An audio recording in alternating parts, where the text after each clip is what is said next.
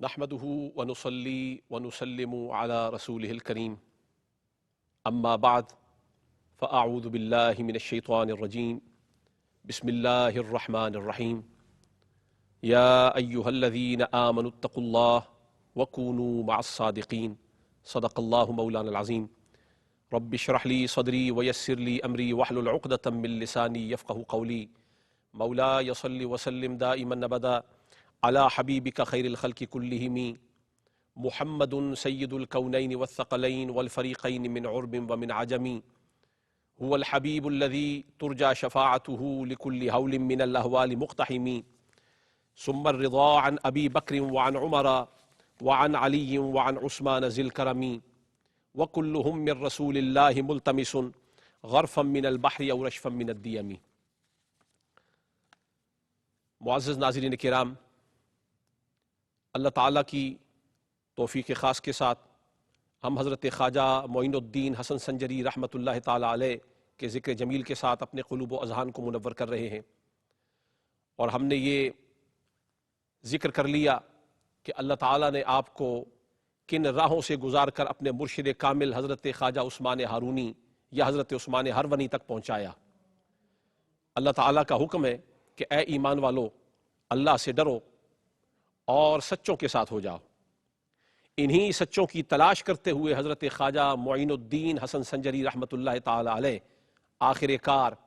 اپنے مرشد حضرت خواجہ عثمان ہرونی رحمۃ اللہ تعالی علیہ کے حضور پہنچ گئے۔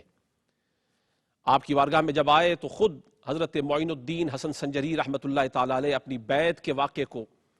وہ ملفوظات جو ان کے مرشد کے ملفوظات ہیں، جسے انیس الارواح کے عنوان کے ساتھ وہ طبع کیا گیا، اس میں یہ ملفوظات موجود ہیں اور یہ بات موجود ہے۔ آپ فرماتے ہیں کہ جب میں مرشد کی بارگاہ میں آیا تو آپ نے مجھے 2 گانا یعنی 2 رکعت نماز نفل ادا کرنے کا حکم فرمایا۔ جب میں نماز ادا کر چکا تو میرے مرشد نے مجھے قبلہ رو ہو کر 2 زانو بیٹھنے کا حکم فرمایا، اور پھر اپنے ہاتھوں میں میرے ہاتھ کو لیا اور آسمان کی طرف نظر اٹھا کر میرے مرشد حضرت خواجہ عثمان ہارونی رحمۃ اللہ تعالی علیہ نے ارشاد فرمایا کہ میں نے تجھے رب کی بارگاہ میں واصل کر دیا، میں نے تجھے رب سے ملا دیا۔ اور پھر آپ فرماتے ہیں کہ مجھے مسلسل 1 دن اور 1 رات مختلف اوظاف، اوراد، وظائف اور محنت سے میرے مرشد نے گزارا۔ دوسرا دن آیا تو پھر مجھے 2 زانو بٹھایا اور قبلہ رو فرمایا، اور قبلہ رو فرما کے آپ نے فرمایا آسمان کی طرف نظر اٹھا۔ آپ نے آسمان کی طرف نظر اٹھائی تو آپ نے فرمایا کہاں تک دیکھتا ہے؟ تو حضرت خواجہ معین الدین حسن سنجری رحمۃ اللہ تعالی علیہ آپ ارشاد فرماتے ہیں کہ شیخم، میں عرش اولا تک دیکھ رہا ہوں۔ اور پھر مرشد نے فرمایا کہ زمین کی طرف نظر دوڑا۔ آپ نے نیچے کی طرف دیکھا، پوچھا کیا دیکھتا ہے؟ عرض کیا حضور تحت الثری تک دیکھ رہا ہوں۔ یعنی آپ کی نگاہ بصیرت والی، آپ کا باطن روشن ہو گیا۔ ایک ہی دن کی مشقت، ایک ہی دن کی محنت اور عرق ریزی، اوراد اور وظائف، یہ نہیں بلکہ مرشد کی نگاہ نے حضرت خواجہ معین الدین اجمیری کو ایک ہی دن رات کے اندر اس قابل بنا دیا کہ نگاہیں عرش اولا تک دیکھ رہی ہیں، نگاہیں تحت الثری تک دیکھ رہی ہیں۔ یہ مرشد کی نگاہ ہے۔ تو اسی لیے کسی نے کہا نگاہ ولی میں یہ تاثیر دیکھی، بدلتی ہزاروں کی تقدیر دیکھی۔ یہ نگاہ مرشد ہے، یہ نگاہ شیخ ہے۔ پھر آپ نے فرمایا تو جس کام کے لیے آیا تھا تیرا کام ہو گیا۔ اور قریب ہی ایک اینٹ پڑی تھی، آپ نے فرمایا اس اینٹ کو اٹھا۔ اس کو اٹھایا گیا تو نیچے سے کچھ دینار نکلے۔ حضرت خواجہ عثمان ہارونی رحمۃ اللہ تعالی علیہ آپ نے فرمایا معین الدین، ان دیناروں کو اٹھاؤ اور جا کے درویشوں میں اس کو صدقہ کر دو، بانٹ دو۔ یعنی یہ شکرانہ تھا، وہ شکرانے کے لیے دینار بھی مرشد عطا فرما رہے ہیں۔ تو اس طریقے سے حضرت خواجہ عثمان ہارونی کے ہاتھ پر حضرت معین الدین حسن سنجری رحمۃ اللہ تعالی علیہ آپ نے بیعت فرمائی۔ اور روایات کے اندر یہ آتا ہے کہ 20 سال تک حضرت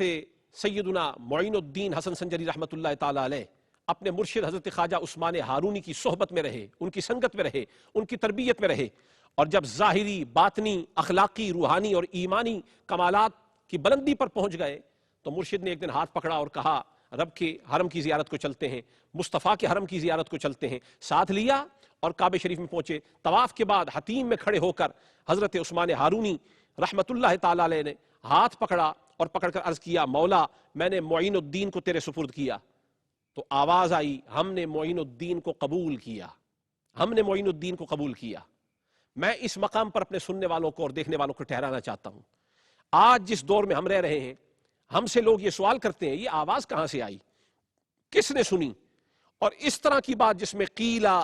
کہا گیا, سنا گیا, آواز آئی, کسی نے کہا, ان روایات کو قبول نہیں کیا جاتا. لیکن یہاں پر میں یہ بات کہنا چاہتا ہوں, ہمارے کانوں کی حالت اور ہے, کیفیت اور ہے,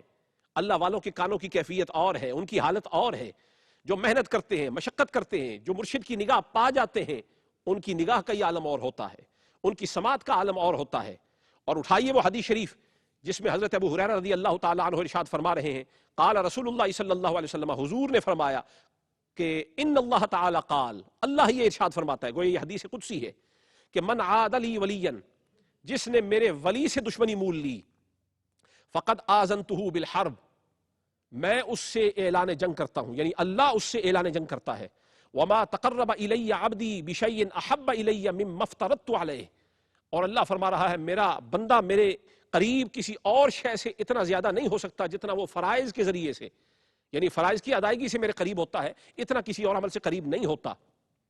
لیکن وما یزال عبدی یتقرب الی بالنوافل, اور ہمیشہ میرا بندہ نوافل جب ادا کرتا ہے, یعنی فرائض کے علاوہ نوافل جب ادا کرتا ہے, نفلی عبادات کرتا ہے, وہ میرے قریب ہوتا رہتا ہے, میرا قرب پاتا ہے. حتی احبہ, حتیٰ کہ میں اس سے محبت کرتا ہوں, وہ میرا محبوب بن جاتا ہے.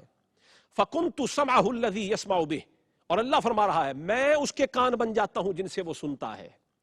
وبصرہ الذی یبصر بہ, اور فرمایا میں اس کی آنکھ بن جاتا ہوں جن سے وہ دیکھتا ہے. ویدہ التی یبطش بہا, میں اس کے ہاتھ بن جاتا ہوں جن سے وہ پکڑتا ہے. والرجلہ التی یمشی بہا, اور اس کے پاؤں بن جاتا ہوں جن سے وہ چلتا ہے. اب اس کی تشریح میں محدثین نے یہ بتایا ہے کہ جب بندہ اللہ کا محبوب ہو جائے, وہ اللہ کو مناتے مناتے اللہ کے اتنے قریب ہو جائے, پھر یہ مقام مل جاتا ہے کہ اس کے کان کوئی ایسی بات سنتے ہی نہیں جو رب نہیں چاہتا,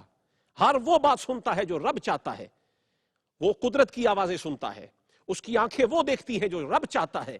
اور اس کے ہاتھ وہ پکڑتے ہیں جو رب چاہتا ہے, اس کے قدم ادھر بڑھتے ہیں جو رب چاہتا ہے, جہاں رب اس کو لے جانا چاہتا ہے. یہ مقام و مرتبہ ہے کہ حرم شریف کے اندر حضرت عثمان ہارونی نے اپنے مرید کامل کو جب رب کی بارگاہ میں پیش کیا تو آواز آئی, ہم نے معین الدین کو قبول کیا. یہ آواز غیروں کو نہیں آتی, یہ آواز ان کو آتی ہے جنہوں نے یہ منزل طے کی ہو, جنہوں نے محنت کی ہو, جنہوں نے مشقت کی ہو, جنہوں نے رب کو منایا ہو, جنہوں نے اپنے نفس کے سودے کو ایک طرف رکھا ہو اور رضائے مولا کو اپنے لیے ترجیح کا درجہ دیا ہو, انہیں رب تعالیٰ یہ سماعت عطا فرماتا ہے کہ پھر آوازیں ان کو آیا کرتی ہیں. حضرت خواجہ عثمان ہارونی نے جب پیش کیا تو یہ آواز آئی,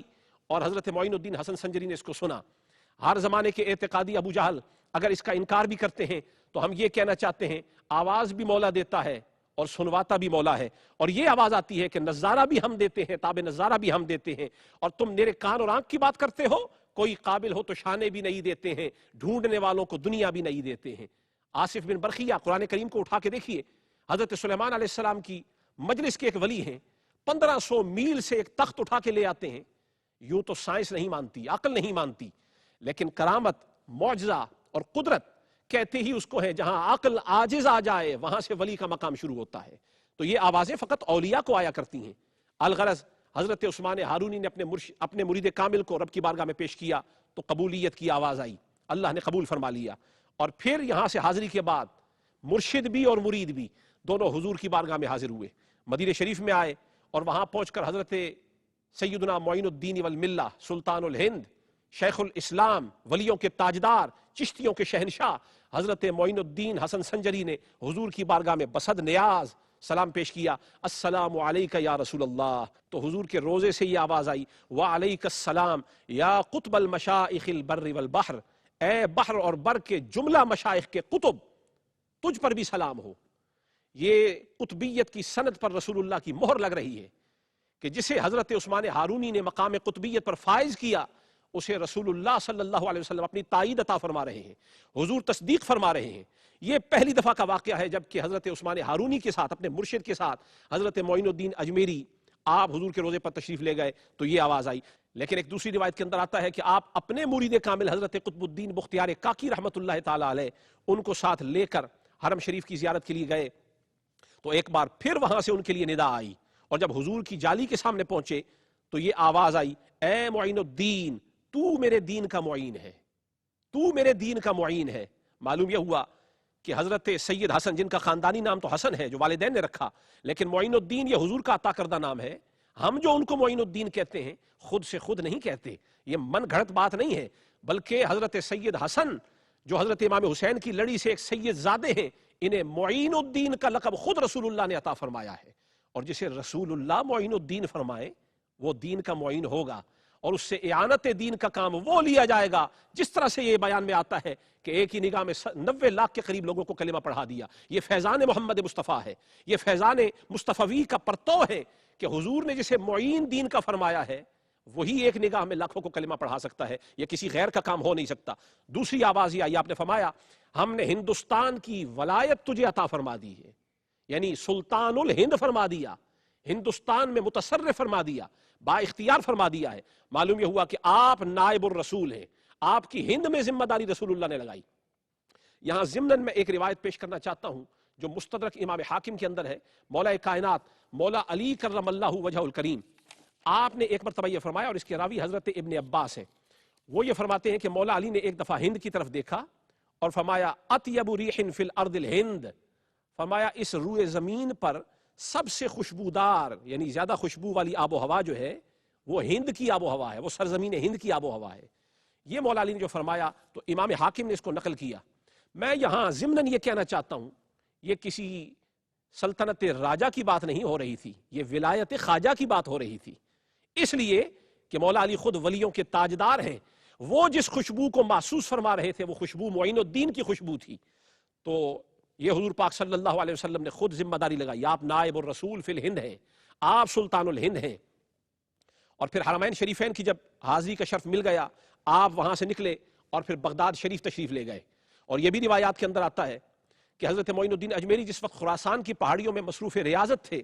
بغداد کے منبر سے حضرت غوث پاک نے یہ اعلان فرمایا قدمی ہذہ علی رقبۃ کل ولی اللہ، میرا یہ قدم روئے زمین کے ہر ولی کی گردن پر ہے۔ تو معین الدین اجمیری پکار اٹھے، آپ نے فرمایا بل علی رأسی و عینی، باقی ولیوں کی گردن پر ہوگا پر معین الدین کے سر پر بھی ہے اور معین الدین کی آنکھوں پر بھی ہے۔ یہ بھی تو ایک ملاقات ہے۔ اور پھر حضرت معین الدین اجمیری بغداد شریف میں حضور کی بارگاہ میں، غوث پاک کی بارگاہ میں زیارت کر کے اور شرف ملاقات